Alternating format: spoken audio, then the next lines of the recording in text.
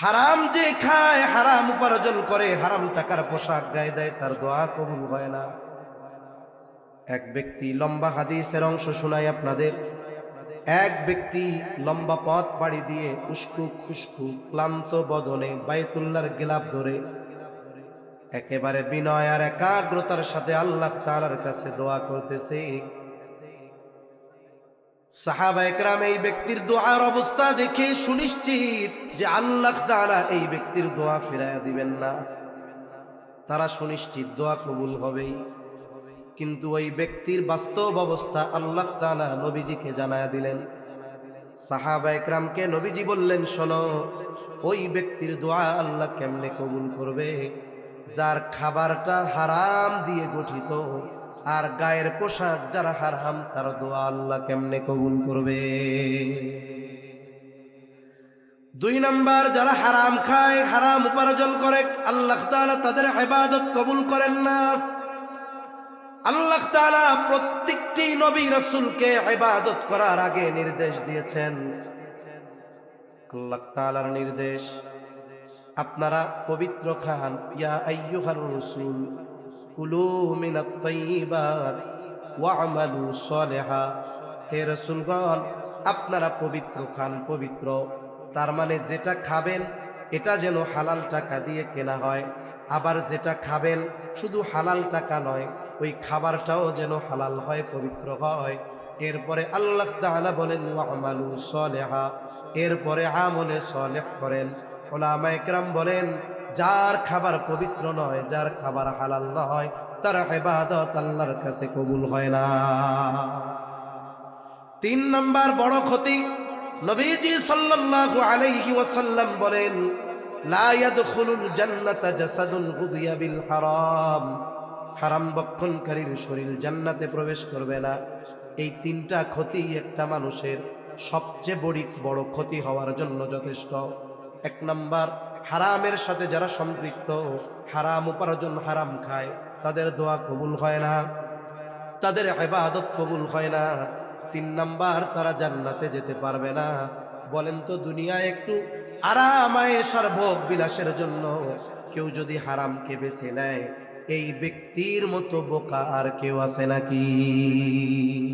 তাহলে প্রতিজ্ঞা করেন নিজের কাছে, আমি প্রয়োজনে এক তরকারি দিয়া খাবো, তরকারি নাই পেঁয়াজ মরিচ দিয়া ডইলা খামু, তাও নাই লবণ দিয়া খাবো, এরপরেও হারামের সাথে জড়াবো না, কর ইনশাআল্লাহ।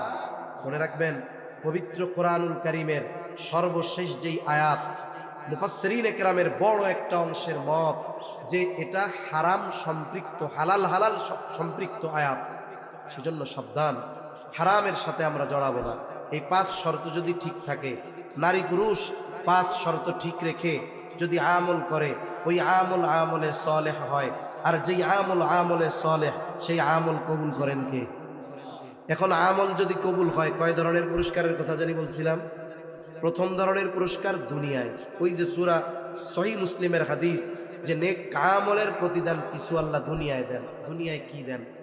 অনেক সময় ইমাম সাহেবের কাছে মানুষ দোয়া চায়, আমাদের কাছে চায়, আমরাও দোয়া করি যে আল্লাহ অমুক ভাই দোয়া চেয়েছে, আপনি তারে হায়াতে তৈয়্যিবা দান করেন। অনেক সময় আপনাদের মসজিদগুলোতেই দোয়া করে না? এক নম্বরে আল্লাহ তাআলা বলেন, ফালানুহিয়ান্নাহু হায়াতান তাইয়্যিবা। দুনিয়াতে তাকে দেওয়া হবে হায়াতে তাইয়্যিবা, যেই নারী পুরুষ ঈমান সহ এই শর্তগুলোর আলোকে আমল করবে। এক নম্বরে পবিত্র জীবন দেওয়া হবে। পবিত্র জীবনের ব্যাখ্যা আব্দুল্লাহ ইবনে আব্বাস রাদিয়াল্লাহু তাআলা আন, হযরত আলী রাদিয়াল্লাহু তাআলা আন, প্রখ্যাত মুফাসসির মুজাহিদ রাহমাতুল্লাহি আলাইহি, ওনাদের সম্মিলিত কওলগুলো শোনাই যে হায়াতে তাইয়্যিবার এর ব্যাখ্যা হলো আল্লাহ তাআলা তাকে শান্তিময় পবিত্র জীবন দান করবে। শান্তিময় পবিত্র জীবন, মনে রাখতে হবে, একটা হলো সুখ আর একটা শান্তি। সুখ হলো আসবাবের সাথে সম্পৃক্ত। একটা সময় আপনাদের মনে করেন রংপুর হাইটা যাওয়া লাগতো, আর একটা সময় নৌকায় যাওয়া লাগতো, এক সময় এলাকায় গরম লাগলে ফ্যান ছিল না, হাত পাখা বাইরানো লাগতো। আর এখন আরাম কত, বলে আরামের বিছানা আছে, এসি আছে, গরমের দিন ওইটা ঠান্ডা বাতাস দেয়, শীতের দিন গরম বাতাস দেয়, বিছানা, ল্যাপ, তোশক সব ঠিক আছে, এগুলো সুখের আসবাব। কিন্তু অনেক মানুষের এই সমস্ত কিছু থাকার পরেও, 3টা ঘুমের বড়ি খাবার পরেও তার ঘুম আসে না। কেন? বলে তার সব আছে কিন্তু মনে শান্তি নাই। শান্তি কেমনে থাকবে? সম্পদ আছে, ছেলেটা মাদকাসক্ত, অশান্তির মূল এইটা। কিন্তু আরাক আল্লাহর বান্দা, তার বাড়ি হলো এমন বাড়ি, ওই যে আসমানি কবিতা ছিল, আসমানিদের দেখতে যদি তোমরা সবাই চাও, রহিমউদ্দির ছোট্ট বাড়ি রসুলপুরে যাও। বাড়িতে নাই, বাড়ি তো নয় পাখির বাসা, ভেন্না পাতার ছানি, একটু খালি বৃষ্টি হলে গড়িয়ে পড়ে বালি। কিছু মানুষের বাড়ি আছে, বৃষ্টির দিন বৃষ্টির পানি ঢুকে, শীতের দিন শীতের হাওয়াও ঢুকে, গরমের বৃষ্টির দিন উপর থেকে টপ টপ করে ওই কুয়াশার পানি পড়ে, বৃষ্টির দিন টপ টপ করে বৃষ্টির পানি পড়ে। এরকম লোক আছে। ওনার বিছানা দামি ম্যাট্রেস না, মাথার নিচে শিমুল তুলার বালিশও নাই, বালিশ যেটা মোটামুটি ইটের মতো শক্ত। কিন্তু ওনার 2টা ছেলে, একটা মেয়ে, স্ত্রী মুত্তাকি পরহেজগার, 2টা ছেলে হাফেজে কোরআন মাওলানা পড়তেছে, মেয়েটা হাফেজা হইছে, সে দিন শেখার জন্য এখনো মাদ্রাসায় আছে, বা অথবা এক জায়গায় নেককার ছেলের সাথে বিয়া দিয়ে দিছে। এই লোকের এমন অবস্থা যে বলে গরমের দিন বাড়ি ফ্যানও নাই, শীতের দিন দামি পশমওয়ালা কম্বলও নাই। কিন্তু আল্লাহ তাআলা ওই শক্ত ইটে মাথা দিয়া যখন শয়, একটু পরে ঘুমের ঠেলায় নাক ডাকা শুরু করে। আছে না নাই? সুখের আসবাব নাই, কিন্তু কি আছে? শান্তি আছে। টাকাওয়ালারা শান্তি কিনতে চায়, আর আমরা যারা মোটামুটি শান্তিতে আছি, আমরা ওই অবস্থা দিয়ে কই আল্লাহ রে আমার কিছু নাই। ওরা আমাদেরটা চায়। আল্লাহ বলেন পবিত্র এক শান্তিময় জীবন দেওয়া হবে। হায়াতে তৈয়বার এক ব্যাখ্যা, আর এক ব্যাখ্যা অমুখাপেক্ষী জীবন দেওয়া হবে। অমুখাপেক্ষী তার মানে সে দুনিয়ায় চলবে, আল্লাহ এমন ভাবে চালাবে যে দুনিয়ার মানুষের কাছে হাত পাতা লাগবে না। তার যেটা প্রয়োজন, এই প্রয়োজন মেটানোর জিম্মাদারি কে নিবে? আল্লাহ নিবে। 3 নম্বর ব্যাখ্যা বলে স্বল্পে তুষ্টতা দান করবে আল্লাহ তাআলা। যে ব্যক্তি স্বল্পে তুষ্ট হতে পারে সে হলো আসল ধনী। যার শুধু খাই খাই নাই নাই, আবার অভাবও নাই কোনো কিছু, এটা আসল ধনী না। এজন্য নবীজি বলেন আল গিনা গিনান নাফস, অন্তরের ধনী হলো আসল ধনী। আল্লাহ স্বল্পে তুষ্টতা তাকে দান করবে। 4 নম্বর, আল্লাহ তাআলা তাকে ইবাদতে মজা দান করবে। ইবাদতে মজা, এক বুজুর্গ বলেন ইবাদতের মজা, এটা যে কি মজা, এটা যদি দুনিয়ার রাজা বাদশারা টের পাইতো, আর এটা যদি কেড়ে নেওয়ার সুযোগ থাকতো, ইবাদতের মজা কেড়ে নেওয়ার জন্য তারা যুদ্ধ করতে পিছপা হইতো। মুফাসসিরিনে কেরাম বলেন এই ধরনের এক পূত পবিত্রময়, শান্তিময়, অমুখাপেক্ষী, স্বল্পে তুষ্টতা, ইবাদতে মজা, এমন এক জীবন আল্লাহ তাআলা তাকে দান করবে। আখেরাতে কি দিবে? দুনিয়ায় যে আমল আমরা করি, এটা দিয়ে জান্নাত পাওয়া বহুদূর, মূলত জান্নাতের ঘ্রাণের দাম হয় না। কিন্তু আল্লাহ তাআলা যদি অল্প আমলে বড় প্রতিদান দেন, এটা কি আল্লাহর দ্বারা কঠিন নাকি? এজন্য আল্লাহ তাআলা বলেন ফালানুহিয়ান্নাহু হায়াতান তাইয়্যিবা ওয়ালা নাজজিয়ান্নাহুম আজরাহুম বিআহসানি মা কানু ইয়ামালুন। আল্লাহ তাআলা বলেন দুনিয়ায় তাকে পবিত্র জিন্দেগি দেওয়া হবে, আর আখিরাতে সে দুনিয়ায় যে আমল করত ওই আমলের তুলনায় অতি উত্তম প্রতিদান তথা আল্লাহ তাআলা তাকে জান্নাতের মালিক বানায়া দিবে। এজন্য আমরা যারা ইমানদার আছি নেক আমল করব, তবে শর্তগুলো ঠিক রেখে ঈমানকে শিরিক মুক্ত করব, ইবাদত একমাত্র আল্লাহর জন্য করব, নবীর প্রদর্শিত পদ্ধতিতে করব, সাথে সাথে আমলের কবুলের জন্য ইলম অর্জন করব, সাথে সাথে উপার্জনটা হালাল আর খাবারটাকে হালাল করব। এই শর্তগুলো ঠিক রেখে যদি আমল করি, এই আমল আল্লাহ কবুল করবে, হায়াতে তৈয়বা দান করবে, আর আখিরাতে অনন্তকালের চির শান্তির জান্নাত আমাদের দান করবেন কে? আল্লাহ তাআলা এই শর্তগুলো ঠিক রেখে আমল করে আমাদের সকলকে জান্নাতের বাসিন্দা হওয়ার তৌফিক দান করেন। জবান খুলে বলি আমিন। আরো জোরে বলি আমিন। আল্লাহ তাআলা বলেন তারা আপনার কাছে জানতে চায়, তারা আপনাকে জিজ্ঞাসা করে রূহ কি জিনিস। আল্লাহ তাআলা বলেন কুলির রূহু মিন আমরি রাব্বি, আপনি বলে দেন রূহ হলো আমার রবের নির্দেশ, আমার রবের প্রত্যাদেশ, আমার রবের ওয়ার্ডার, আমার রবের ফরমান। স্বাভাবিক কথা হলো যেটা বস্তু তার ওজন আছে, যেটা বস্তু তার আকৃতি আছে, তার রং আছে, তবে রূহ এটা দেখতে কেমন, ধরতে কেমন, ওজন কেমন, রংটা কেমন, এটা নির্ণয় করার যোগ্যতা আল্লাহ তাআলা দুনিয়ার মানুষকে দেন নাই। এই জন্য সাথে সাথে আল্লাহ তাআলা এই কথাটা বলেন হাবিব আপনি বলে দেন কুলির রূহু মিন আমরি রাব্বি, যে রূহ হলো আমার রবের নির্দেশ, আমার রবের প্রত্যাদেশ। সাথে সাথে আল্লাহ তাআলা বলেন ওয়ামা উতিতুম মিনাল ইলমি ইল্লা কলিলা। আমরা যদি জিজ্ঞাসা করি আল্লাহ এ রূহ দেখতে কেমন, রং কেমন, ওজন কেমন, আল্লাহ বলেন তোমাদের অতি সামান্য জ্ঞান দেওয়া হয়েছে। তাহলে আমাদেরকে আল্লাহ কি বলেন? অতি সামান্য জ্ঞান দেওয়া হয়েছে। কত সামান্য বলেন? আরো জোরে বলেন কত সামান্য? অতি সামান্য। এখন এই অতি সামান্য যে কত অতি, এটা বোঝার মতো জ্ঞানও আমাদের নাই। একটা ঘটনা শোনাবো আপনাদের। কোরআনুল কারীমে কয়েকটা শিক্ষা সফরের ঘটনা আছে। এর মধ্যে একটা শিক্ষা সফর হলো হযরত মূসা আর খিজির আলাইহিস সালাম, এই দুইজনের সফরের ঘটনা আছে পবিত্র কোরআনুল কারীমের সূরা কাহাফের মধ্যে। ঘটনার শুরু থেকে বলা উদ্দেশ্য নয়, একটা অংশ বলা আমার মূল উদ্দেশ্য। একটা সময় মূসা আলাইহিস সালাম খিজির আলাইহিস সালামের শর্তগুলো মেনে নিলেন এবং খিজির আলাইহিস সালামের সাথে তিনি সফর শুরু করলেন। দুজনের সফর শুরু হয়েছে একটা নৌকায়, সমুদ্র বা অন্য একটা নদী, সমুদ্র পাড়ি দিবেন, নৌকায় উঠছেন দুইজন। সমুদ্রের বুক চিরে নৌকা ছুটে চলছে। এই মুহূর্তে একটা দৃশ্য দুইজনের চোখে ধরা পড়ল।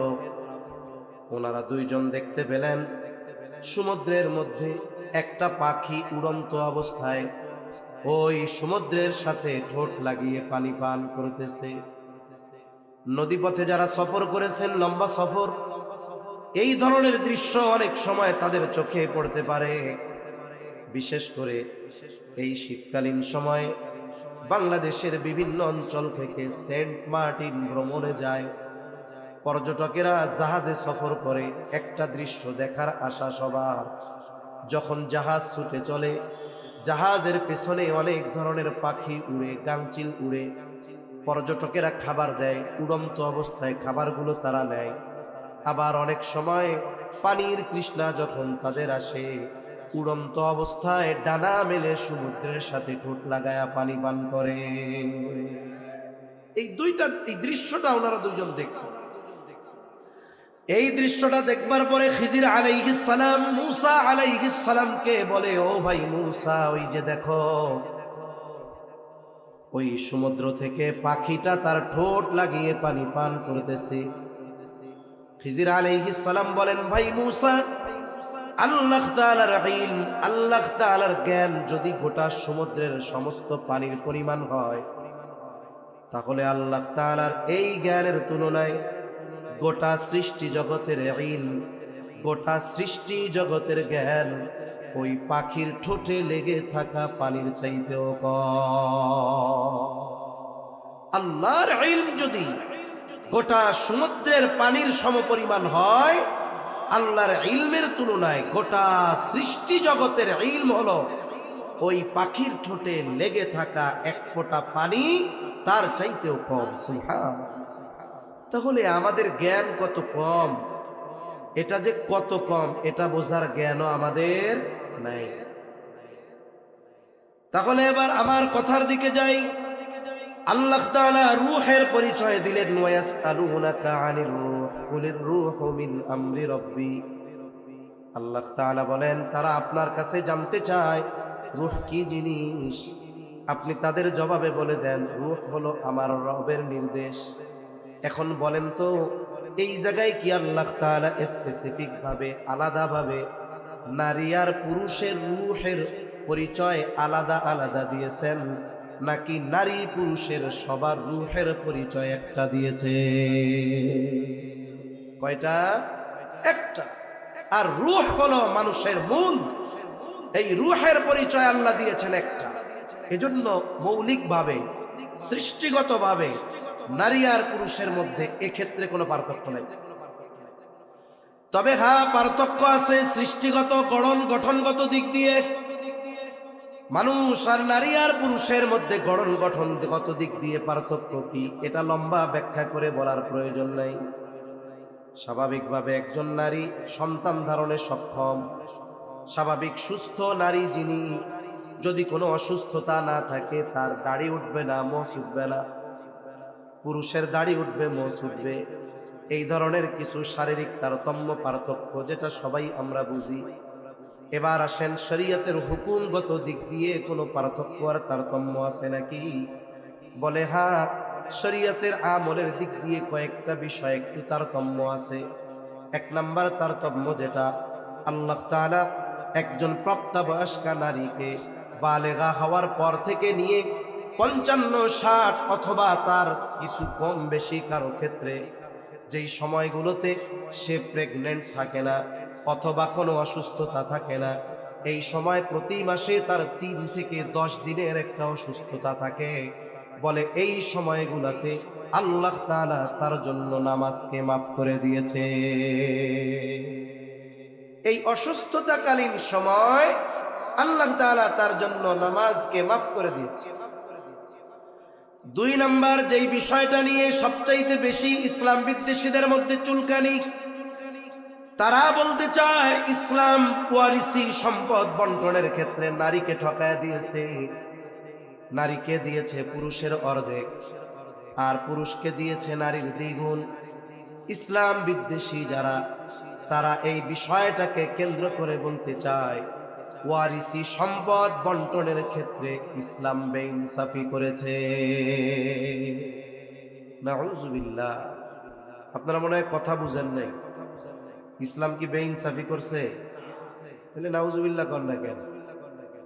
নাকি কথা বুঝতে অসুবিধা হইতেছে? কথা কি মাথার উপর দিয়া যায় নাকি? আবার এক বক্তা এক এলাকায় গেছে, প্রথমে তারে দাওয়াত দিছে গরমকালে। কোন সময় দাওয়াত দিছে? গরমের সময়। বক্তা কি ওয়াজ করছে যে শুনেন, পুরুষ মানুষ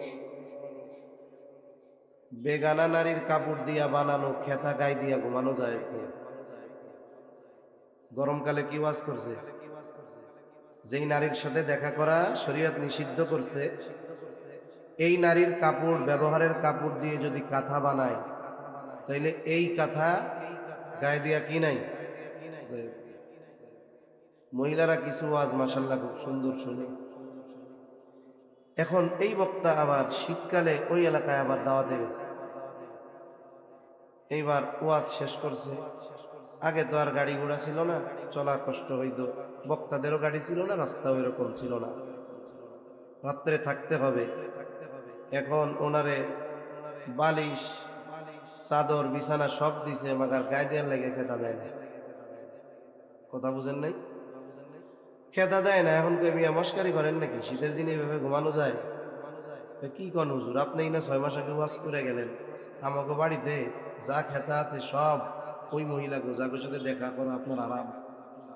উনি কয় কাম সারা, শীতকালের ওয়াজ গরমকালে, গরমকালের ওয়াজ শীতকালে করে ফেলছি।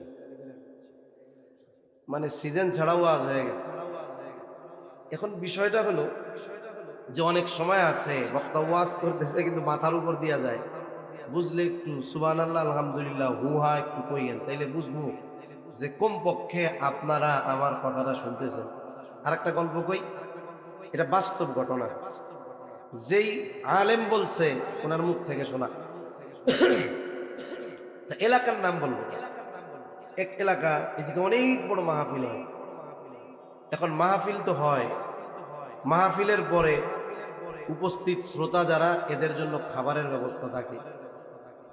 গরুর গোস্ত দিয়া খেসড়ি বা তেহারি বা বিরিয়ানি রান্না করে থাকে। প্রায় বছরই শর্ট পড়া যায়, শর্ট। লাস্টে খোঁজ খবর কি হয়, কয় অমুক নেতা আর তার পাতির নেতা নেতা অন্য নেতা নেতা ছিল, এরা 2-3 ডেক নিয়ে গেছে, এর লেগে শট করছে। এবছর উনি ওয়াজ করতেছে, শেষে প্রধান আলোচক। এখন শ্রোতা খালি এদিকে তাকায়, এদিকে তাকায়, এদিকে তাকায়, মাঠ ভরা শ্রোতা থাক, যদি মনোযোগ না থাকে লাখো শ্রোতা দিয়ে কোনো লাভ নেই। যদি শ্রোতা 10 জনও হয়, কিন্তু যদি মনোযোগ থাকে, এই 10 জনের মধ্যে কথা বইলা মজা আছে, কারণ তাদের চাহিদা আছে কথা নেওয়ার, বোঝার। তা শ্রোতার যখন ওই অবস্থা হয়, সামনের থেকে বক্তার উপরে ওইটার ইফেক্ট পড়ে। উনি বলে কি অবস্থা, এগুলোর কথাবার্তা শোনা যায়, ডানে বামে তাকায় গেল। পাশে মাদ্রাসার একজন দায়িত্বশীল এরকম করে, হুজুর গত বছর এরকম খিচুড়ি দিছিলাম, শর্ট করে গেছিলাম, এরকম 3-4 ডেক নেতা পাতিরা নিয়ে গেছে, এই টেনশনে মনে হয় বারবার শুধু ডানে বামে এরা তাকাইতেছে যে পাতিল নিয়ে কেউ এলাকা থেকে ভাগে কিনা। তা হুজুর বলতেছে কি করবো আর, এরা তো কথাবার্তা তাকাই না, কথাই আমি কইতে পারতেছি না। তা উনি বলতেছে, আমি বললাম তখন যে এক কাম করো, তোমাকে কারো আমার ডাইনে বামে থাকা লাগবে না, এই পাশে 3 পাতিল, এই পাশে 3 পাতিল রাখো, কমপক্ষে ওরা তো পাতিলের দিকে তাকাইলে আমার মনে হইব যে আমার দিকে তাকাই আসছে। তা এই জন্য আপনারা হুহা দিলে, একটু জবাব দিলে, সুবহানাল্লাহ, আলহামদুলিল্লাহ, নাউজুবিল্লাহ, যেখানে যেটা বলা দরকার একটু বললে কমপক্ষে আমি বুঝবো যে কিছু কথা আপনারা বুঝতেছেন। তাহলে ইসলাম বিদ্বেষীদের অন্যতম এক আক্রমণ, তারা বলে ওয়ারিসি সম্পদে নারীকে ঠকানো হয়েছে, ইসলাম বেইনসাফি করছে, নাউজুবিল্লাহ বলেন। অথচ ইসলাম বেইনসাফি করে নাই, সমানের মধ্যে ইনসাফ না, যে যতটুকু প্রাপ্য অতটুকু দেওয়াই এটার নাম ইসলাম, এটার নাম ইনসাফ, এটাই দিয়েছে ইসলাম। সর্বপ্রথম কথা হলো, এই সম্পদ বন্টনের যেই নীতিমালা দুনিয়ার কোনো আইনের দ্বারা সাব্যস্ত হয় নাই, এই আইন যার তিনি কে? আল্লাহ তাআলা বলেন, ইউসিকুমুল্লাহু ফি আওলাদিকুম লিযযাকারি মিসলু হাযযিল উনসায়াইন। আল্লাহ রাব্বুল আলামিন বলেন, তোমাদেরকে ইউসিকুমুল্লাহ, আল্লাহ তাআলা ওসিয়ত করতেছেন, ফি আওলাদিকুম, তোমাদের সন্তানদের ব্যাপারে, লিযযাকারি মিসলু হাযযিল উনসায়াইন, ছেলে পাবে 2 জন কন্যার সমপরিমাণ, তার মানে ছেলে যতটুকু পাবে মেয়ে তার অর্ধেক পাবে। এই ফয়সালা, এই সিদ্ধান্ত আল্লাহর। এখন কথা হলো যুক্তিবাদ, অন্য কিছু বাদ, সর্বপ্রথম এই সম্পদ বন্টনের ফয়সালা যেহেতু আল্লাহর, এই জায়গায় তারতম্য করার ক্ষমতা দুনিয়ার কারণে। এখন যদি কেউ যুক্তির আলোকে আসে আর বাস্তবের আলোকে আসে, যুক্তির দিকে যদি হিসাব করা হয়, তাহলে নারীদেরকে যে ছেলেদের অর্ধেক দেওয়া হয়, এটাও দেওয়া ঠিক না। এখন মা বোনরা রাগ হয়ে যাইতে পারে, কি কয় হুজুর আমাদের দেওয়া ঠিক না? বলে যুক্তি তো বাদ, ফয়সালা তো আল্লাহ, এটা কথার কথা। কেন দেওয়া ঠিক না? যদি যুক্তির আলোকে আপনাদের সামনে বলি, তাহলে বলেন তো শরীয়তে এমন একটা খাত দেখান, এমন একটা জায়গা দেখান, যেই জায়গায় ইসলাম নারীকে খরচ করা বাধ্যতামূলক করেছে। আছে এমন একটা খাত? একটা নারীর পরিচয় কয়েকটা হয় না? প্রথমে সে একজনের কি থাকে? কন্যা। একটা নারী যখন, একটা মেয়ে যখন জন্ম নেয়, বাবার ঘরে তার পরিচয় হলো কন্যা। বাবার ঘরে সে কতদিন থাকবে? বাবা তার খরচ বহন করতে বাধ্য থাকবে কতদিন?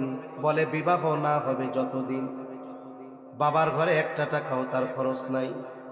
বলে যতদিন বিবাহ না হবে ততদিন পর্যন্ত বাবা খরচ চালাতে বাধ্য। 20 বছর হোক, 25 বছর হোক, 30 বছর হোক, বিবাহ হয় না। এখন বাবার এই কথা বলার অধিকার নাই যে তোমার বয়স 30 হয়ে গেছে, এখনো বিবাহ হয় না কেন? তুমি কালকা থেকে উপার্জন করে আমাকে খাওয়াইবা। বলেন তো মেয়ের ক্ষেত্রে এই কথা বলার অধিকার বাবার আছে নাকি? বাবা এ কথা বলতে পারবে না যতদিন মেয়ের বিবাহ না হবে। তবে ছেলের ক্ষেত্রে বিষয়টা ভিন্ন। বাবা ছেলের খরচ দিতে বাধ্য কতদিন? বলে ছেলে নাবালক থাকবে যতদিন। এখন নাবালক থাকে কতদিন? আমাদের দেশের সরকারি হিসাব বলে 18 বছরের আগে সবাই শিশু। কক্সবাজার ইনানি সি বিচে এক জায়গায় লেখা 18 বছরের আগে সবাই শিশু। আপনারা অনেকেই খবর জেনে থাকবেন, দেশব্যাপী শুধু শহরগুলোতে নয়, এখন প্রত্যন্ত অঞ্চলে অনেক গ্রামেও একটা গ্যাং আছে, তার নাম হলো কিশোর গ্যাং।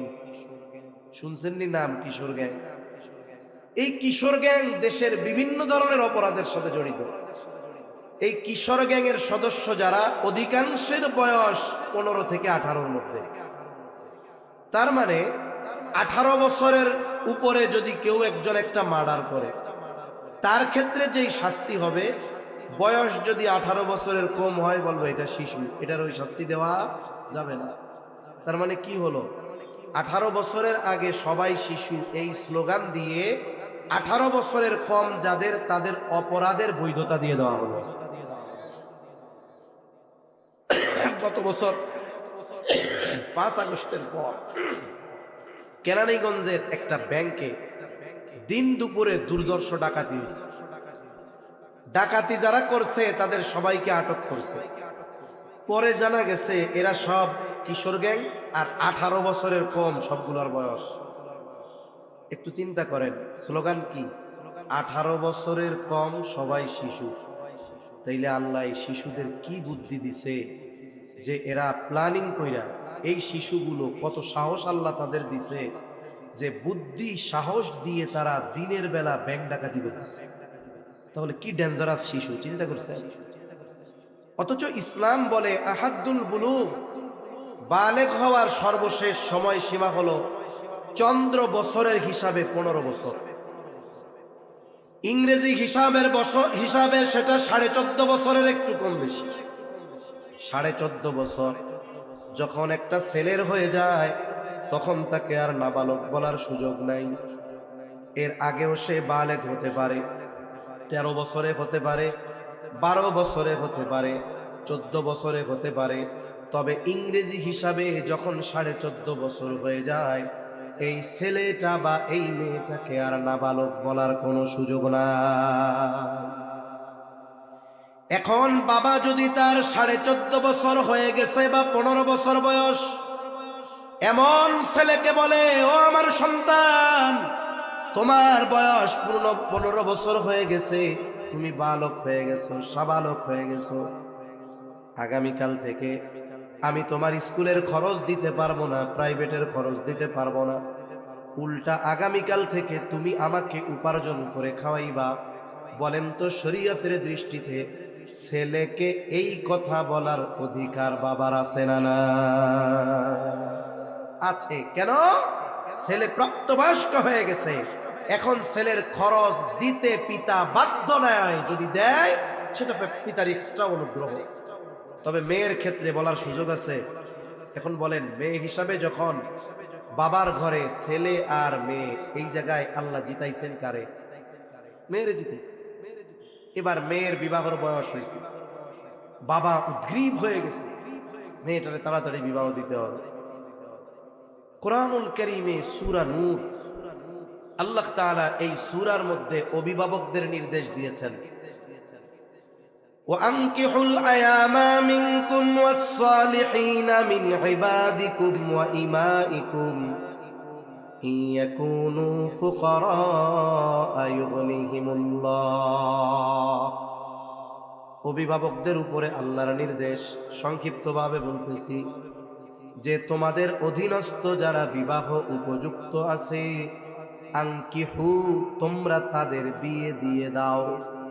তার মানে আপনার আমার অধীনস্থ যদি বিবাহ উপযুক্ত ছেলে থাকে অথবা মেয়ে থাকে, আল্লাহ তাআলা বিবাহ দেওয়ার দায়িত্ব দিয়েছেন অভিভাবককে। কিন্তু মেয়ে যদি বিবাহ উপযুক্ত হয়, অভিভাবক পেরেশান, কেমনে তাড়াতাড়ি বিয়া দেওয়া যায়। শুধু তাই না, অনেক বাবা এমন করে, মেয়ে যখন জন্ম নেয় চিন্তা করে মেয়েরে তো বিয়া দিতেই হবে, 15, 16, 17, 18 বছর যে বয়সই হোক দিবে। তো বিবাহের সময় একটা বড় খরচ আছে, কি করা যায়? চিন্তা করছে ফাঁকা জায়গায় মাঠের মধ্যে 20টা মেহগনি গাছ লাগায় রাখলো। মেয়ে জন্ম নিছে, গাছ লাগানোর সিজন, এবার 20টা মেহগুনি গাছ মেয়ের জন্য লাগাইছে। ওই সময় এক একটা গাছ 20 টাকা করে লাগাইছিল, 400 500 600 টাকা খরচ করে গাছ লাগাইছে। স্বাভাবিকভাবে সব ধরনের কাঠ গাছের দাম এক না। মেহগুনি গাছ যদি ভালো মতো আলো বাতাস পায় আর যদি বেড়ে উঠতে পারে, মোটামুটি এটা যদি খুব সুন্দরভাবে গোল হইয়া উঠে লম্বা, এক একটা গাছ 1 লক্ষ 1.5 লক্ষ টাকাও বিক্রি হয়। আর ফাঁকা জায়গায় যদি 15 বছর থাকে, ওই গাছ যদি আল্লাহ বাঁচায় দেয় 1 লাখ টাকা দাম হবে। উনি সুন্দর মতো গাছ লাগাইছে। বিবাহের সময় মেয়েও পেরেশান, আমার আব্বা এত খরচ করবে কেমনে। বাবা এবার মেয়েকে বলে, মা চিন্তা করো না, তুমি যখন দুনিয়ায় আসছো আমার তো চিন্তা তোমার বিবাহের সময় হলে বিবাহ দিতে হবে। তোমার জন্মের কয়েকদিন পর ওই ফাঁকা জমিনের মধ্যে 20টা মেহগুনি গাছ লাগাইছিলাম, সবগুলো বড় হয়ে গেছে। 20টার দাম হইছে 15 লাখ 20 লাখ। চিন্তা কইরো না, তোমার বিবাহের সব খরচ হওয়ার পরেও সুন্দর মতো তোমার ঘর সাজানোর জন্য যা দরকার সব কিছু দিয়া আমার নয়নের মনিরে তার স্বামীর বাড়ি পাঠাবো। এই দায়িত্বটা আল্লাহ ছেলের ক্ষেত্রে দেয় নাই, দেয় নাই না? কথা বুঝে নাই? আল্লাহ দেয় নাই। আল্লাহ তো বলছে তোমার অধীনস্থ ছেলে হোক আর মেয়ে হোক বিবাহ উপযুক্ত বিবাহ দিয়ে দাও। তাহলে কেন মেয়েরে বিবাহ দেওয়ার দায়িত্ব দিছে আল্লাহ, পোলারে বিয়া দেওয়ার দায়িত্ব দেয় নাই? তাহলে কোন বাপ দুনিয়ায় আছে ছেলে হওয়ার পরে এই চিন্তা করে যে ওরও তো বিবাহের বয়স হইলে বিবাহ দিতে হবে, ওর জন্য 20টা মেহগুনি গাছ লাগাই, বিবাহের বয়স হবে 10টা বেচা বিবাহ দিব আর 10টা দিয়ে ব্যবসা ধরাই দিব, ব্যবসা করে এবার বউ নিয়ে খা। কোনো বাপ এই কাজ করছে? কোনো বাপ তো করে না। উল্টা কি হয়, ছেলের বয়স 24-25 বছর হয়ে গেছে, ওলামা একরামের সাথে চলে, ভালো মানুষের সাথে চলে, অপরাধ জেনা ব্যভিচারের সাথে কোনো সম্পর্ক তার নাই, শরীরের চাহিদা মানবিক চাহিদা তার বিবাহ করা দরকার। দুলাভাইয়ের মাধ্যমে খোঁজ পাঠাইছে যে আপনি একটু কন, 25 বছর হয়ে গেছে, একটু বিয়ের সাথে জানি দিয়া দেয়। যেই প্রস্তাব দিছে বাবার কাছে দুলাভাই এখনো নিজের পায়ে দাঁড়াইতে পারলো না, বিয়ে করে খাওয়াইব কি? বলে কি বলে না? এরপরে মনে করেন ব্যবসা বাণিজ্য একটা ধরছে, দোকান টোকান নিছে, এবার বলে দুলাভাই এবার তাহলে বিয়াটা দিতে পারে। আরে বাবা, 25 বছর বসাইয়া বসাইয়া খাওয়াইলাম, 5 দিন দোকান না দিতেই বিয়া করতে চায়, আমাদের আগে 5 বছর খাওয়াইতে খাও এরপরে বিয়ে শাদী করবে। বলে কি বলে না? অথচ দায়িত্ব কি ছিল? অভিভাবক বিবাহ দিয়ে দিবে। তাহলে এই যে ছেলে মেয়ে বিবাহ করানো বা দেওয়ার ক্ষেত্রে এই জায়গায়ও বাবারা ছেলেদের ঠকায়, মেয়েদের জিতায় দেয়, ঠিক কিনা বলে? এখন বিবাহ হবে মেয়ের, দুনিয়ার সবচাইতে বড় শিক্ষিত ছেলে আসছে, চেহারা টল ফিগার সব সুন্দর। এখন মেয়ের বাবাকে বলতেছে যে আপনার মেয়েকে আমি বিবাহ করতে রাজি আছি, একটা শর্ত আছে। কি শর্ত? যে আমি যেহেতু এত যোগ্যতা সম্পন্ন ছেলে, আপনারাও আমাকে পছন্দ করেছেন, আপনাদের মেয়েও আমার পছন্দ হয়েছে, বিয়ে করতে রাজি, তবে বিয়ার পরে সব খরচ আপনার মেয়ের, সব খরচ আপনার চালাইতে হবে। এই প্রস্তাব উনি যত বড় শিক্ষিত আর সুন্দর ছেলে হোক না কেন যদি দেয়, লাঠি একটা নিয়ে কবি ভাগলি, নাহলে কিন্তু পিড়ায় ঠ্যাং ভেঙে ফেলবি, ভাগ, তোর মতো বলার লগে আমার মেয়ে বিয়া দিল। তাহলে যখন কন্যার বিবাহ হবে, বিবাহের ক্ষেত্রে 1 নাম্বার গুরুত্বপূর্ণ বিষয়গুলোর মধ্যে অন্যতম একটি বিষয় হলো দেনমোহর ধার্য করা হয়। বলে এটার হক হলো মেয়ের, মেয়েকে দেনমোহর দিতে হবে। সাথে সাথে বিবাহ পরবর্তীকালীন সময় থেকে নিয়ে তার খাদ্য বস্ত্র চিকিৎসা বাসস্থান যত কিছু দরকার সব কিছুর প্রয়োজন মেটানোর প্রতিশ্রুতি দিবে। এরপরেই ওই কন্যাকে তার হাতে তুলে দেওয়া হয়। তার মানে মেয়েটা যখন বাবার ঘরে তার কোনো খরচ নাই, মেয়েটা যখন স্বামীর ঘরে মহারণার টাকা দিয়ে স্বামীর ঘরে এসে গেছে, সব খরচ বহন করার দায়িত্ব তার স্বামীর। এরপরে যদি কোনো অনাকাঙ্ক্ষিত ঘটনা না ঘটে, অনেক সময় হয় স্বামী স্ত্রীর মধ্যে বিচ্ছেদ ঘটে। আমাদের সমাজ কিছু ক্ষেত্রে বড় খারাপ, এই বিবাহ বিচ্ছেদ ঘটার ক্ষেত্রে অনেকে একতরফা ভাবে মেয়েদেরকে দায়ী করে, এটা নিতান্তই ভুল। অনেক সময় দেখা যায় এই বিবাহ টিকে না থাকার পেছনে অভিভাবক অথবা অনেক সময় ওই স্বামী দায়ী হয়। কারণ আমাদের দেশের মেয়ের বাপরা যত বড় বুজুর্গ হোক না কেন, বিবাহ দেওয়ার সময় ছেলে দিনদারের চাইতে পোলা মালদার কিনা এটা বেশি দেখে আগে। দিনদার দরকার নাই, কয় মালদার আছে, কয় ওটা হয়ে যাবে, ঠিক হয়ে যাবে, সব দিয়া দাও বিয়া। এখন মালদার দেখে দিনহীন ছেলের সাথে তার দিনদার মেয়েটাকে বিবাহ দিচ্ছে। মেয়েটাকে নিয়ে ঢাকা শহর গুলশান বাড়ি আছে, চলে গেছে। মেয়ে গিয়া দেখে, হায় আল্লাহ, এ দেখি জাহান্নাম। এই পর্দাসীন মেয়েটাকে তার স্বামী বলে বন্ধুদের সামনে যাইতে হবে, পার্টিতে যাইতে হবে, নাচ গানে যাইতে হবে, পরপুরুষের সামনে যেতে হবে। একজন দিনদার মেয়ে মরে যাওয়া সহজ, কিন্তু এই ধরনের কাজ তার জন্য করা কঠিন। এখন সে ওইখানে মানায় নিতে পারে নাই, বিবাহ বিচ্ছেদ হয়ে গেছে, এখন বাবার বাড়িতে আসছে। অনেক সময় এইসব ঘটনা যখন ঘটে, আমাদের গ্রামের মানুষ বিশেষ করে এগুলো তাদের বড় মুখরোচক ঘটনা। এই আলোচনাগুলো চায়ের দোকানে ঝড় তুলে। একজন বলতেছে, করিম চাচা রে, ও করিম চাচা, অমুকের মেয়েটা না খুব ভালো, মুত্তাকি পরহেজগার। করিম চাচা ভেক্সি একটা মাইরা কয় কি, এত ভালো কইয়া, ভালো যদি হইতো তাইলে স্বামীর ঘরই করতে পারত। বলে কি বলে না? এখন বলেন তো, মেয়েটা তালাক প্রাপ্তা হইছে, এজন্য কি সে দায়ী? তাহলে কেন আপনি তারে তহমত দিলেন, অপবাদ দিলেন? ইসলাম থাকলে টাস টাস করে চাবুকের বাড়ি মেরে দেওয়া, অপবাদ কেন দেন? আল্লাহ না করুক যদি কারো ক্ষেত্রে এমন অনাকাঙ্ক্ষিত ঘটনা ঘটে যায়, মেয়েটা যখন পুনরায় আবার বাবার বাড়িতে আসবে, তাকে বোঝা মনে করা যাবে না। পুনরায় তার বিবাহ অন্য জায়গায় না হওয়া পর্যন্ত সব খরচ তার অভিভাবক বহন করবে। এটাই শরীয়তের নির্দেশ।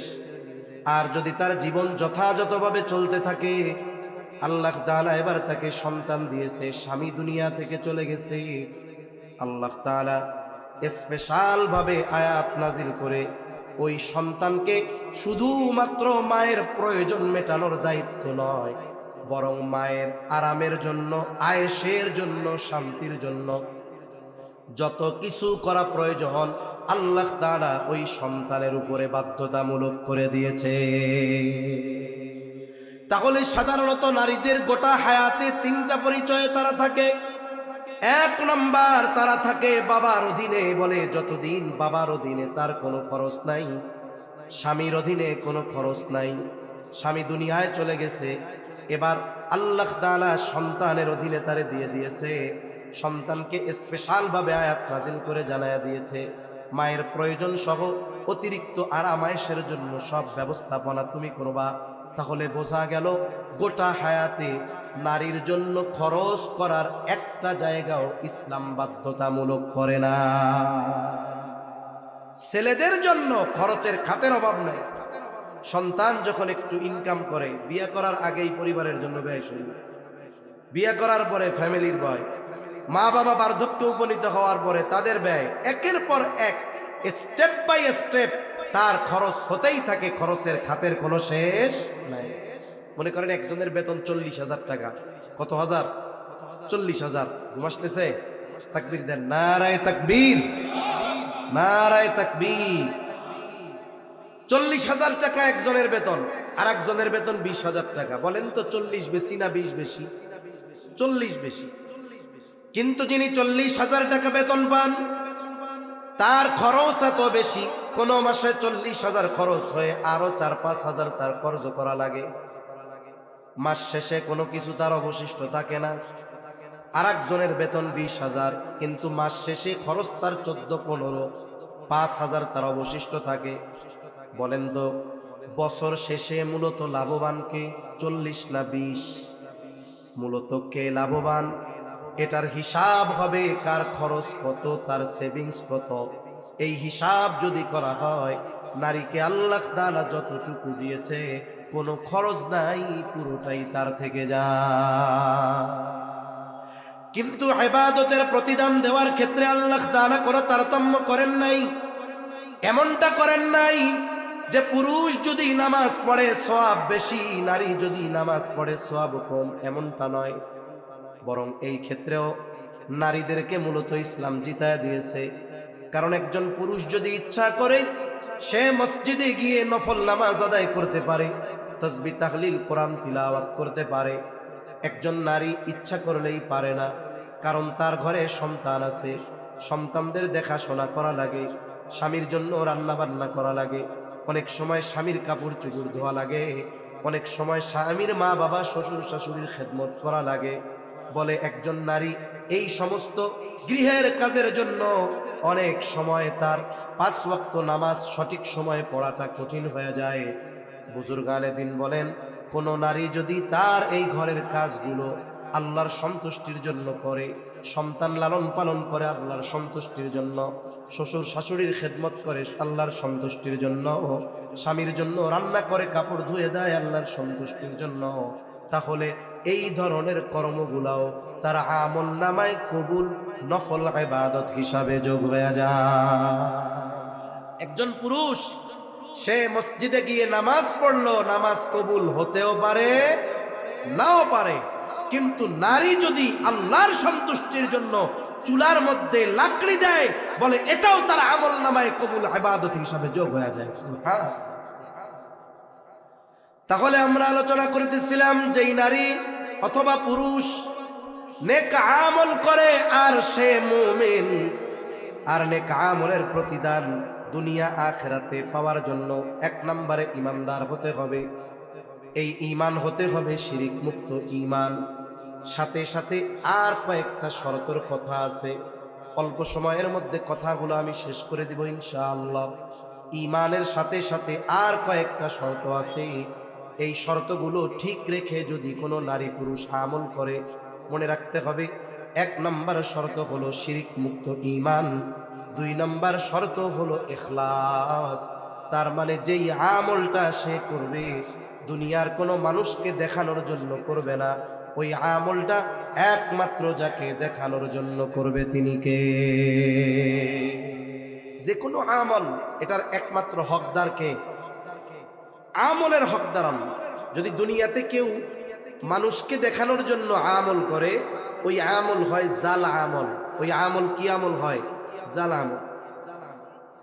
মনে করেন একজন ব্যক্তি 1 লক্ষ টাকার একটা বান্ডিল নিয়ে ব্যাংকে গেছে, সে জাল টাকার কারবারি করে, সে চিন্তা করছে এর মধ্যে 50টা জাল নোট ঢুকায়া দিব, কোনো মতে যদি ওই টাকার পরিমাণটা আমার অ্যাকাউন্টে লেখা দিতে পারি, তাহলে ওই 50,000 টাকার জাল নোটগুলো বৈধতা পেয়ে গেল। কিন্তু মেশিন, ব্যাংকের অফিসগুলো এখন বড় ডিজিটাল আধুনিক, টাকা গোনার জন্য ব্যাংকের মধ্যে মেশিন আছে না নাই? এই মেশিন শুধু টাকা গুনে এমনটা নয়, বরং এই মেশিন টাকা অরিজিনাল না নকল সেটাও বলে দেয়। এবার ব্যাংকের ক্যাশিয়ার 1 লাখ টাকার বান্ডিলটা যখন মেশিনে দিলেন, একটু পর পর ব্যাংকের ওই মেশিন রেড সিগন্যাল দিচ্ছে যেটা জাল টাকা। অনাকাঙ্ক্ষিত ভাবে 1 বান্ডিলে 1টা হতে পারে, 2টা হতে পারে। যখন 1000 টাকার মধ্যে প্রায় 50টা জাল নোট, সন্দেহ আছে না নাই? তার মানে এই ব্যক্তি জাল কারবারি করে, জাল টাকা বহন করে। পাশে আর একজনকে ইশারা দিলেন, জাল টাকার কারবারি আসছে, পুলিশকে খবর দেন। পুলিশকে খবর দেওয়া হলো, পুলিশ এসে হাজির। ইশারা দিয়ে ধরায় দেওয়া হলো এই যে জাল টাকা বহনকারী। বলেন তো, এই যে জাল টাকার যেই 50,000, এই টাকাগুলোকে সুরক্ষা করা হবে না নষ্ট করে ফেলা হবে? তাহলে জাল টাকা যদি কারো কাছে পাওয়া যায়, 1 নম্বরে ওই জাল টাকাকে নষ্ট করে ফেলা হয়, 2 নম্বর জাল টাকা বহন করার কারণে তাকে শাস্তি দেওয়া হয়। এই দুনিয়ায় আমরা যত আমল করি, আমাদের আমলটাও ওই রকম, কারো আমল 1 নম্বর, কারো আমল 2 নম্বর। একই মসজিদে একই ইমামের পেছনে নামাজ পড়ে, কারোটা আসল, কারোটা নকল। কিন্তু পাবলিক তো বুঝে না, মেশিনে দিলে ধরা খায়।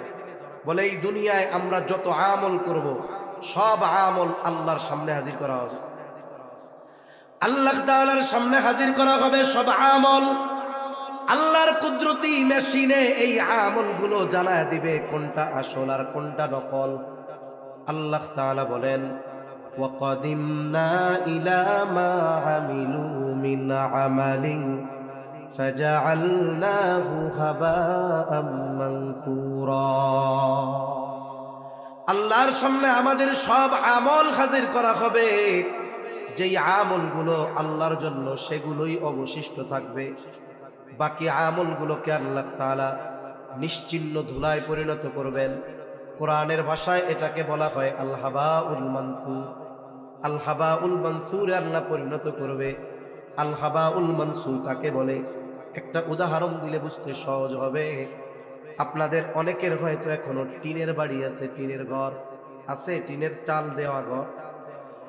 যদি কোনো পাটাতন বা কোনো কিছু না দেওয়া থাকে, সরাসরি নিচ থেকে চালটা দেখা যায়। অনেক সময় টিনের বাড়ি যাদের দেখা যায় স্ক্রুপ উঠে গেছে, স্ক্রুপ যেই জায়গায় থাকে সেই জায়গাটা ছিদ্র। প্রচন্ড রোদ, দুপুরবেলা টিনের চালের উপরে যখন রোদ পড়ে, ঘরের দরজা জানালা যদি আটকানো থাকে, ওই টিনের চালের উপরে যখন রোদ পড়ে, ওই ছিদ্র দিয়ে রোদটা যখন ঘরের মধ্যে ঢুকে, ওই রোদের যেই আলো রশ্মি, ওই আলোর মধ্যে অগণিত ময়লা উঠতে দেখা যায়। দেখছেন কেউ আপনারা? এই জায়গায়ও ওই ময়লা আছে, কিন্তু আমরা দেখতেছি না খালি চোখে। যদি কারো কাছে বিদেশি টর্চ লাইট থাকে, মারার সাথে সাথে আলোর যে ওই রেখা, ওর মধ্যে দেখা যাবে আরে ময়লা আর ময়লা। মুফাসসিরিনে কেরাম বলেন আল্লাহ তাআলা আমলগুলাকে ওই ধরনের ধুলায় পরিণত করবেন, কেমন যেন সে কোনো আমলই করে নাই। জালা আমল, জাল টাকার কোনো দাম আছে? এটা কোনো টাকাই না। ওই ধরনের আমল যেটা আল্লাহর জন্য না, সেটা কোনো আমলই না। অনুরূপভাবে জাল টাকার বহনকারীকে যেমন শাস্তি দেওয়া হয়, বলে আমলের একমাত্র হকদার আল্লাহ, ওই জাল আমল করনেওয়ালাকেও শাস্তি দেওয়া হবে। এই জন্য ইবাদত কবুলের দ্বিতীয় বিষয় যেটা, সেটা হলো আমার আপনার আমল একমাত্র যার জন্য হবে তিনি কে? আল্লাহ তাআলা বলেন, নবী আপনি বলেন, কুল ইন্না সালাতি ওয়া নুসুকি ওয়া মাহইয়ায়া ওয়া মামাতি লিল্লাহি রাব্বিল আলামিন। 3 নাম্বার শর্ত কথা শেষের দিকে বলে, যে আমল করবে এটা নিজের পদ্ধতিতে করলে হবে না, এটা রাসূল আকরাম সাল্লাল্লাহু আলাইহি ওয়াসাল্লামের পদ্ধতিতে করতে হবে। কারণ এই পৃথিবীতে এমন কোনো আমল নাই যেই আমলের সিস্টেম আর পদ্ধতি আমার আপনার নবী দেখায়া যায় না। অনেক উদাহরণ দেওয়া যাবে, একটা দিলে বা দুইটা দিলে বুঝতে সহজ হবে আপনাদের। পবিত্র কোরআনুল কারীমের মধ্যে নামাজের কথা আছে না নাই? ঈমানের পরে সবচাইতে গুরুত্বপূর্ণ ইবাদতের নাম কি? জবান খুলে বলেন তো। নামাজ। কোরআনে আল্লাহ তাআলা 82 জায়গায় নামাজের কথা বলছেন। ঈমানের পরে সবচাইতে গুরুত্বপূর্ণ ইবাদত নামাজ। যদি সারা দুনিয়ার সব মুফাসসিরদেরকে শুধু কোরআন হাতে দিয়ে বলা হয়, নবীর হাদিস সুন্নাহর ধারের কাছেও যাওয়া যাবে না। শুধুমাত্র এই কোরআন থেকে ফজরের 2 রাকাত সুন্নাত নামাজ শুরু থেকে শেষ A to Z যেইভাবে আমরা পড়ি, সব মাসলাগুলো শুধু কোরআন থেকে বের করো। কিয়ামত পর্যন্ত হায়াত দিলেও পারবে? জোরে বলেন, পারবে? পারবে। এখান থেকে একটা বিষয় আমাদের জন্য বোঝা সহজ। এই পৃথিবীতে একের পর এক বাতিল মতবাদের আগমন কিয়ামত পর্যন্ত ঘটতে থাকবে, ফিতনার আগমন ঘটতে থাকবে। সমকালীন সময়ের ফিতনাগুলোর মধ্যে অন্যতম একটি ফিতনা হলো আহলে কোরআন ফিতনা। শিক্ষিত কিছু শয়তান আছে মানবরূপী, এরা বলে আমরা আহলে কোরআন। এর দ্বারা তারা কি বোঝায়? যে আমরা নবীর হাদিস মানি না, আমরা শুধু কোরআন মানি। বলেন তো, কোরআন কি আল্লাহ তাআলা ওর বাপ দাদার উপরে একসাথে নাজিল করেছে নাকি? আমরা কোরআন পেয়েছি মুহাম্মাদুর রাসূলুল্লাহ সাল্লাল্লাহু আলাইহি ওয়াসাল্লামের মাধ্যমে। যদি কেউ বলে কোরআন মানি হাদিস মানি না, মূলত সে কোরআনও মানে না। এটা মোটা বুদ্ধির কথা। এজন্য এই ধরনের আকীদা যারা পোষণ করে এরা কাফের, এ ব্যাপারে কোনো সন্দেহ নাই। এখন এই কোরআনে নামাজের কথা আছে, কিন্তু কোরআনে নামাজের পদ্ধতি নাই।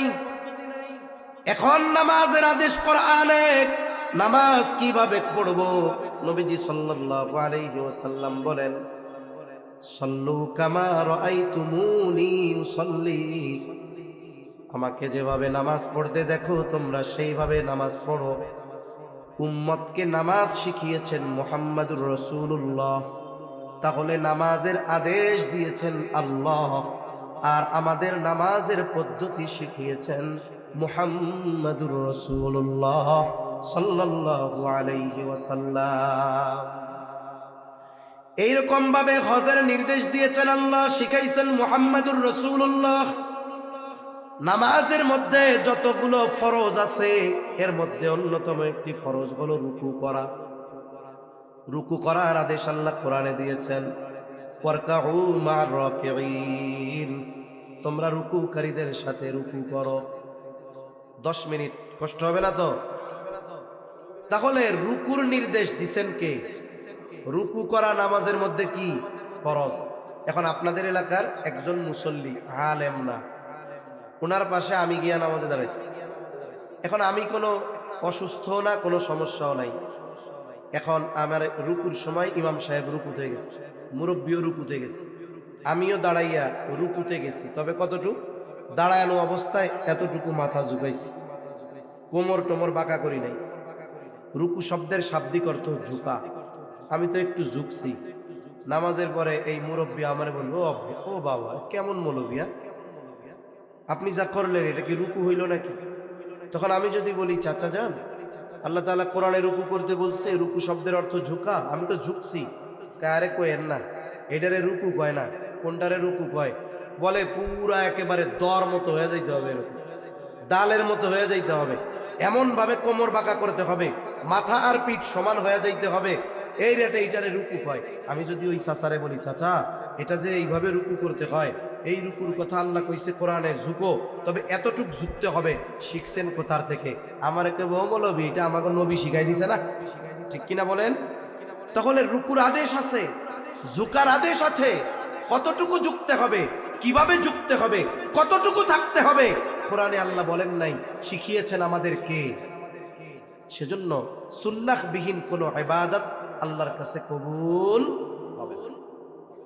তাহলে ইবাদত যদি কবুল করাতে হয়, 1 নাম্বার লাগবে ঈমান, 2 নাম্বার ইখলাস, 3 নাম্বার সুন্নাত, 4 নাম্বার ইবাদতের জন্য ইলম দরকার। ইলম গুরুত্বপূর্ণ এক সম্পদ। আমাদের জাতীয় মসজিদের সম্মানিত খতিব, গোটা দুনিয়ার অন্যতম আলেমে দ্বীন আব্দুল মালিক সাহেব হাফিজাহুল্লাহ হযরত এক মজলিসের মধ্যে বলতেছেন, আমি তখন খেড়িহার মাদ্রাসায় পড়ি, উনি বলতেছেন, আমারে জিজ্ঞাসা করা হলো, ঈমান বড় নাকি ইলম বড়? ঈমান তো বড়, তবে ইলম তো বড় কেন? বলে, ঈমানের উপরে যদি থাকতে হয় ইলম ছাড়া সম্ভব না। একজন ব্যক্তি ঈমান আনছে আল্লাহর উপরে, রাসূলের উপরে, সবগুলো ঈমান আনছে। এই ঈমান যেমন আনলো, ঈমান ভাঙ্গারও কিছু কারণ আছে না? ঈমান চলে যাওয়ার কিছু কারণ আছে না? আছে। এখন উনি যদি ঈমান ভঙ্গের কারণগুলোর ইলম ওনার কাছে না থাকে, দেখা যাবে উনি সকাল বিকাল ঈমান ভঙ্গের কাজ করে, কিন্তু কয় আমি ঈমানদার। তাহলে ইলম যদি না থাকে ঈমানও চলে যাওয়ার আশঙ্কা আছে। ইলম যদি না থাকে আমল নষ্ট হয়ে যাওয়ার আশঙ্কা আছে। কেন? মনে করেন নামাজ এক ইবাদত, নামাজের বাহিরে ভেতরে 13টা ফরজ। নামাজের যে কোনো একটা ফরজ যদি ছুটে যায়, বাহিরের হোক আর ভেতরের হোক, ও যদি 100 সাজদা মারে, নামাজ হবে? নামাজের বাহিরে ভেতরে 13 ফরজ, যদি কোনো একটা ফরজ যদি ছুটে যায়, না পাওয়া যায়, তার মধ্যে নামাজ হবে না। এখন আমার যে ফরজ ছুটে গেল, আমি টের পাবো কখন? যখন আমি নামাজের বাহিরে ভেতরে 13 ফরজ জানবো তখন। নামাজের ওয়াজিব 14টা, যদি কোনো একটি ওয়াজিব ছুটে যায়, সাউ সেজদা দিতে হবে, নাইলে নামাজ হবে না। বলে, যেই ব্যক্তি নামাজের ওয়াজিব 14টা জানে না, বলেন তো নামাজের মধ্যে যদি তার ওয়াজিব ছুটে যায় টের পাবে নাকি? টের যদি না পায় সাউ সেজদা দিবে নাকি? সাউ সেজদা যদি না দেয় নামাজ থাকবে নাকি? নামাজ থাকবে না। নামাজ ভঙ্গের কারণ 19টা। কয়টা? যদি কোনো একটা কারণ পাওয়া যায়, নামাজ থাকবে না। এখন নামাজ ভঙ্গের কারণ পাওয়া গেল কিনা, যদি ওই ব্যক্তি নামাজ ভঙ্গের কারণগুলো না জানে, টের পাবে না। সে টের পাক আর না পাক তার নামাজ থাকবে না। তাহলে ইবাদতের জন্য এই মাসালাগুলো জানা দরকার আছে না নাই? কিন্তু আমরা মুসল্লিরা শিখতে রাজি না কেন?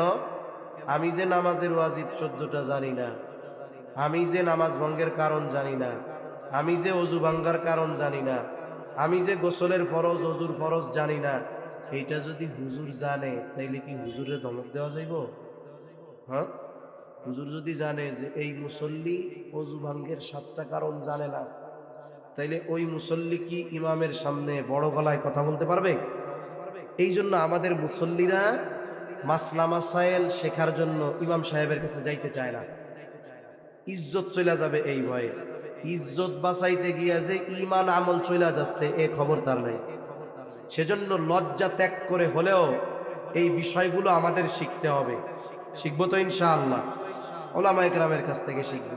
আশেপাশে যারা আছেন আপনারা যদি আপনাদের মাদ্রাসার মুহতামিম সাহেবরে বলেন যে আমাদের এই গুরুত্বপূর্ণ মাসাইলগুলো দৈনিক আধা ঘন্টা সময় দিয়ে শেখানোর ব্যবস্থা করবেন, মুহতামিম সাহেব বলবে যে না আমরা পারবো না। বলবে আপনাদের কারো মসজিদের ইমাম সাহেব বলবে যে না আমরা এগুলো শেখাইতে পারবো না। কিন্তু আমরা শিখতে চাই না। মনে রাখবেন, দুনিয়ায় একটু লজ্জা পাওয়া ভালো, আখেরাতে ফিরিস্তাদের ডান্ডা বাড়ি খাওয়ার চাইতে। এই লজ্জাটুকু ত্যাগ করে যদি শিখতে পারি, ইবাদত কবুল হবে, আখেরাতে নাজাতটা সহজ হবে ইনশাআল্লাহ। তাহলে ইবাদত কবুলের অন্যতম শর্ত হলো ইলম। ইবাদত সম্পৃক্ত ইলমগুলো আমরা অর্জন করব। সর্বশেষ যেই বিষয়টা বলবো, ইবাদত কবুলের অন্যতম শর্ত হলো হালাল উপার্জন আর হালাল খাওয়া। অনেকের উপার্জন হালাল কিন্তু সে খায় ওইটা দিয়ে হারাম, হারাম জিনিস কিনা খায়। অনেকের উপার্জন হারাম কিন্তু কেনার ক্ষেত্রে সে খুব সতর্ক থাকে। আমি মাঝে মধ্যে বলি যে একজন লোক চাকরি বাকরি করে, কিছু উপরি ইনকাম হয়েছে। অনেকে চাকরি করে না, চাকরি করে এখন উপরি কিছু ইনকাম হয়, সে আইসা শুকরিয়া আদায় করে আল্লাহর কাছে, হুজুর এমন চাকরি করি আলহামদুলিল্লাহ, বেতনে হাতই দেওয়া লাগে না। কেমনে চলে? কই যা পাইছে ওইটা হারাম, ওইটা পাইয়া কি কইতেছে আলহামদুলিল্লাহ হুজুর, যা আউট ইনকাম হয় না আমার বেতনে হাত দেওয়া লাগে, আলহামদুলিল্লাহ ভালো একটা চাকরি হয়েছে। খাইতেছে হারাম, কইতেছে আলহামদুলিল্লাহ। এটা যদি বুঝে শুনে কয়, এর ইমান নিয়ে সমস্যা আছে। অনেক মানুষ আছে এক সময় নামাজ কালাম পড়তো না, এখন মসজিদ থেকে আর বাইরে হয় না। ইমাম সাহেব জিজ্ঞাসা করছে, চাচা যান, আগে চাকরি ছিল, ব্যস্ততায় নামাজ পড়তেন না, এখন চাকরি নাই, মসজিদ থেকে বাইরন না, কারণ কি? হুজুর আগের চেয়ে অনেক ভালো আছে। কেন? কই চাকরি শেষ করে হুজুর 1 কোটি টাকা হয়েছে। তারপরে কই 1 কোটি টাকা অমুক ব্যাংকে পিএফডিআর না ফিক্সড ডিপোজিট কি করে এটা করছি হুজুর। আগে মাস শেষে সারা মাস খাইটা পাইতাম 30,000 হুজুর, এখন এই 1 কোটি টাকা রাইখা মাসে পাই 50,000 হুজুর, আলহামদুলিল্লাহ খুব ভালো চলতেছে। টাকাটা আসতেছে কোন জায়গা থেকে? সুদ থেকে। খাইতেছে সুদ, কয় আলহামদুলিল্লাহ। এই জন্য অনেক মানুষ আছে পকেটে টাকা নিয়ে বাজারে গেছে, শবে বরাতের রাত, আজকে চিন্তা করতেছে একটু ভালো মন্দ খাওয়ার দরকার, বিশাল এক গরু জবাই হয়েছে। কসাইয়ের কানের কাছে যায় কয়, এই এত বড় গরু যে জবাই দিছস, এইটা জবাই দেওয়ার সময় কি বিসমিল্লাহ কইছিলি? কারণ এই মাসালা জানে যে হালাল প্রাণী যদি ইচ্ছা কইরা বিসমিল্লাহ বাদ দিয়ে জবাই দেয়, অনিচ্ছায় ছুটে গেলে ভিন্ন কথা। ইচ্ছা করে যদি হালাল প্রাণী জবাই করার সময় আল্লাহর নাম বাদ দিয়ে দেয়, তাইলে ওই হালাল প্রাণীর গোশত আর হালাল থাকে না। সতর্ক কত, কত বড় বুজুর্গ পকেটে ঘুষের টাকা নিয়া, সুদের টাকা নিয়া কসাইরে জিজ্ঞাসা করে যে তুই কি বিসমিল্লাহ কইছি? কসাইও চালাক, কয় চাচা কাঁচা দিলে কি হইছে, নামাজ কালাম না পড়লে কি হইছে, ইমান তো ঠিক আছে। আমি বুঝি নামাজ কালাম পড়ি না, এই শাস্তি আল্লাহ চাইলে দিতেও পারে, মাফ করেও দিতে পারে। ইচ্ছা করে বিসমিল্লাহ বাদ দিয়া এই হারাম গোশত খাওয়াইয়া আপনাকে পাপ কাঁধে নিয়ে পরকালে মরবো, এত বলো দামি না? 5 বার বিসমিল্লাহ কইছি, টেনশন করে। এবার কয় হ্যাঁ তাইলে ঠিক আছে, 10 কেজি গোশত দে আমারে, সবে বরাত না কালকা। এবার হালাল গোশত উনি কিনলেন, পকেটের থেকে টাকাটা দিছে কি টাকা? উনি তো চিন্তা করতেছে, উরি বাবা আমি হালাল জিনিস কিনা নিয়ে গেলাম। বলে হালাল জিনিস সব উপার্জন হারাম, এটাও ওই রকম হারামের মতোই।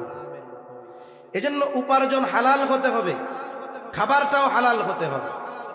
অনেকে পরিশ্রম করে, পরিশ্রমে ফাঁকি দেয় না, কিন্তু তার কাজটা শরীয়ত সম্মত নয়। একজন ছেলে চাকরি করে ঢাকায়, আইসা বুক ফুলায় বলে আমার একটা টাকাও হারাম নেই। কেন? আমার অফিসে সিসি ক্যামেরা লাগানো, 8 ঘন্টার মধ্যে 8 সেকেন্ডও বসার টাইম নেই, একটুও ফাঁকি দেই না আমরা। তা কি করস? কয় অমুক হোটেলে চাকরি করি। তোর কাজ কি? কয় ক্লায়েন্ট আসলে তাদেরকে মদ পরিবেশন করা। কাজটা কি? মদ পরিবেশন করা। মদের সাথে সম্পৃক্ত যারা, তাদের আল্লাহ আর রসুল তাদের উপরে লানত বর্ষণ করছে। ও কাজ করে একনিষ্ঠতার সাথে, কোনো ফাঁকি নাই, কিন্তু কাজটা তো হারাম। সেজন্য উপার্জন এটা হালাল, খাবারটাও হতে হবে হালাল। যদি উপার্জন হারাম হয়, খাবার হারাম হয়, অথবা দুইটার একটা হারাম হয়, তাহলে বড় বড় অনেকগুলো ক্ষতি। 1 নাম্বার ক্ষতি, তার দোয়া কবুল হয় না।